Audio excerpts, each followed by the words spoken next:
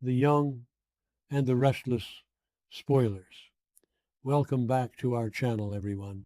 Today is just one of those days where the drama in Genoa City is overflowing, and we absolutely need to unpack it all together. Grab a coffee or whatever you need because we have some serious ground to cover. Let's dive right into the madness. So let's just get right into it because my head is spinning from all these spoilers. And honestly, I don't even know how the writers are keeping all this straight right now. But we have to talk about the Abbotts first because things are getting so dark and so twisted. I mean, heartbreaking events and tough choices are basically the theme of the week. Let's start with Tracy Abbott because Tracy is honestly the MVP of this entire family right now. She is not playing around anymore. She sees Patty Williams meeting with this creepy doctor, Lawrence Markham, at the Park Cafe, and she just goes off.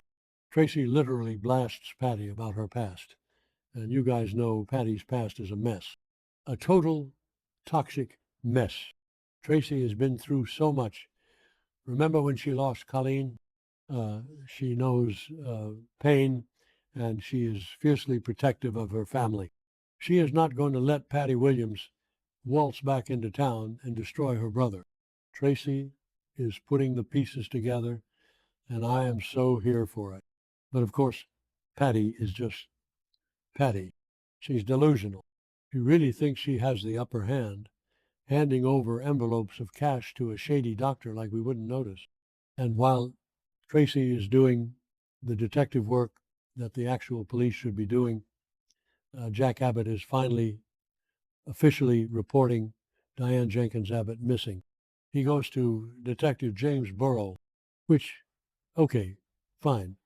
But Burrow hasn't exactly been the most helpful guy in the world. Burrow actually asks if Diane just ran off. Like, really? But then Patty drops an absolute bomb on Jack. She shows up at the Abbott mansion with this wild, crazy story about Diane having a complete mental breakdown. She tells Jack that Diane's psyche just shattered and that she is getting treatment at some private clinic. And she even has a staged photo of Diane unconscious in a white padded cell. I mean, what were they thinking? Who actually believes this is going to end well? Jack is panicking. He's absolutely terrified for his wife, and Patty is just eating it up. It's sick. It really is. But wait, it gets worse because Patty isn't just lying to Jack, she's blackmailing him. She is literally trying to force Jack into a relationship if he wants to keep Diane safe. She wants to recreate the magic they had on that yacht. Do you guys remember the yacht? Just thinking about it makes me want to gag. Patty is so obsessed with Jack that she's willing to hold his wife hostage to get him in bed. She tells him Diane's health is in his hands. And Jack is just cornered. He is so desperate to find Diane that you can see the wheels turning in his head. Like, what is he going to do? Is he actually going to sleep with Patty to save Diane? Maybe I'm being too harsh, but Jack has made some really dumb choices in the past. Okay, that sounded dramatic, but you get what I mean. He's a desperate man. So where is Diane, actually? Because we know she's not in some legitimate clinic. No, she's being held captive in a strange house by Dr. Markham, and this guy is a total creep. He's got bars on the windows, he's locking the doors, and he's gaslighting the absolute life out of Diane. When she woke up, she found a stack of books by Dr. Alan Laurent, which is just a weird detail, and then she grabbed a letter opener to defend herself, but Markham is just so calm and smug about it. He tells her to put her makeshift weapon down. He's telling her that Jack authorized this, that Jack knows she's there because she had a breakdown on the side of the road. And Diane is terrified. She is trapped, and she has no idea that Patty is the one pulling the strings and paying this corrupt doctor off.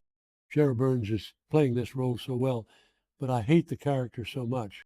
And this leads us to Jack's potential plan, because the rumors are swirling that Jack is going to try to play Patty at her own game. He might actually fake a romance with her. He might tell her exactly what she wants to hear, pretend that he wants to be a couple, just to trick her into revealing where Diane is being held. I mean, it's risky. It is so risky. Patty is unhinged. If she finds out Jack is playing her, she could have Markham do something terrible to Diane. But what choice does Jack have? He's a desperate man trying to save his wife from a literal psychopath.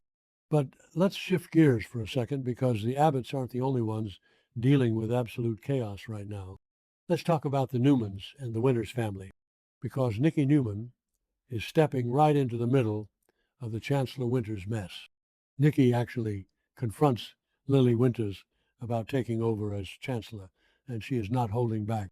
Nicky completely objects when she finds out that Kane Ashby is the new CEO. And honestly, same, Nicky, same. I mean, Kane literally blackmailed Lily with his bone marrow to get that CEO spot.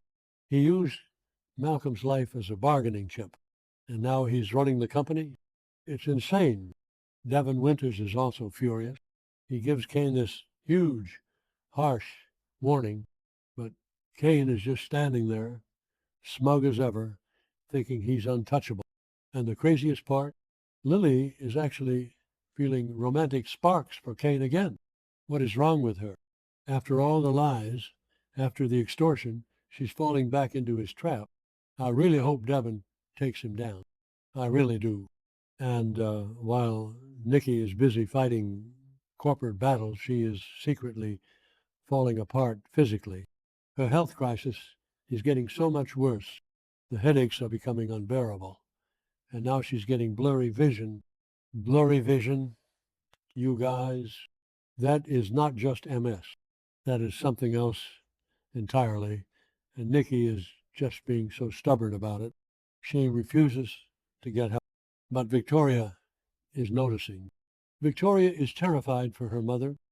She actually turns to Claire Newman and confides in her. Victoria admits that she is genuinely scared for Nicky's health.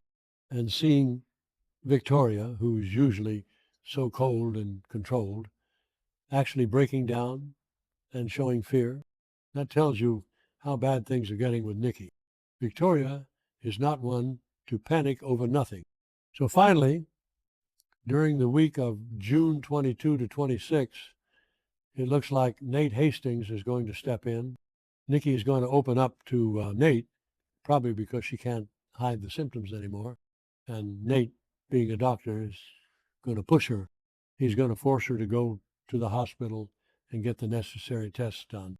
And the spoilers are saying she is going to face a grim diagnosis, like a really grim diagnosis that needs immediate treatment. Are we talking about a brain tumor? Is it some other scary disease?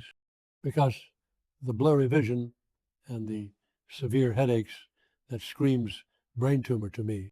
The fans on social media are already freaking out. If Nicky has a brain tumor, this is going to change everything for the Newmans, especially with Victor being so distracted by his own ridiculous schemes. Speaking of Victor, what is he even doing? He's giving stricter orders to Matt Clark. Matt Clark, the guy who terrorized Sharon, is just living at the Newman Ranch, faking amnesia, and Victor is using him as a pawn. Victor is so obsessed with control that he's keeping a dangerous monster on his property just to spy on Kane. It's sickening. It really is. Sharon is living in sheer terror. Nick is a complete mess. And Victor's just playing chess with people's lives. Typical Victor, I guess. But it's still frustrating to watch. He thinks he can control a wild animal like Matt, but we all know that's going to blow up in his face.